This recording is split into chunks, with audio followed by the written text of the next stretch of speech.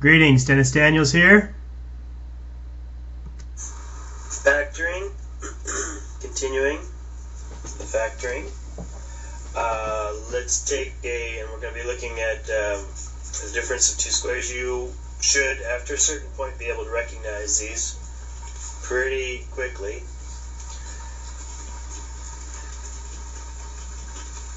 And let's try this one. 32x squared y minus 50y cubed. Now we have a greatest common factor in here, which would be 2. And let's see, the y is also, because there's only one y, there's no x in this one. So 2y times 16x squared, right? The y is out, so that's fine. Minus 25y squared. So we get essentially 2 squares inside the parentheses, and now we factor that. And should look something like this: 2y 4x plus 5y 4x minus 5y.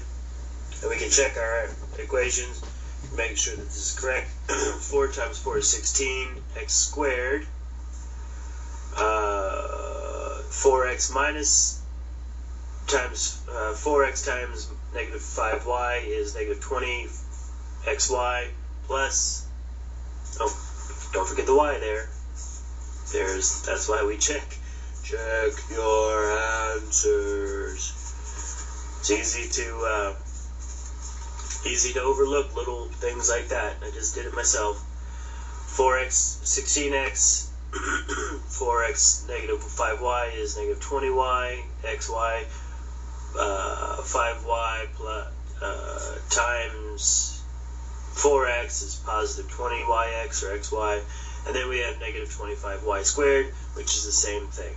So this is our, right here is the answer. That is how you factor using the difference of two squares. So keep an eye out for those squares. They appear often, and they will help you understand these problems faster. Thank you.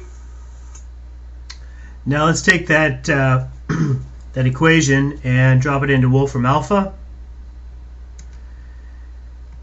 And because it's positive, we know it's going to be cups. 32x to the second power y minus 50 y to the third power. See what it does.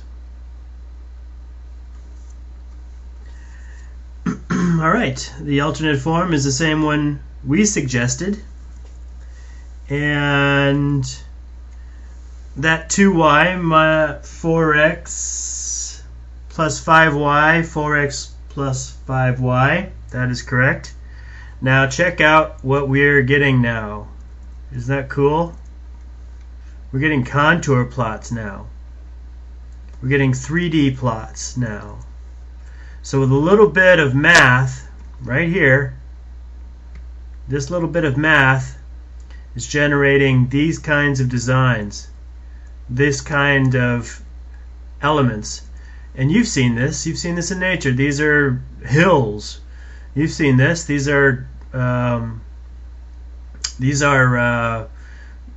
could as easily be snowflake patterns. Minus the colors, you would have a snowflake pattern there. And you get all of that from this. So keep that in mind as you move up in math. Math does a lot more than just sit on a page as a bunch of dumb numbers. These numbers have power, control that power, and you can control a lot more than you think. Thanks for watching.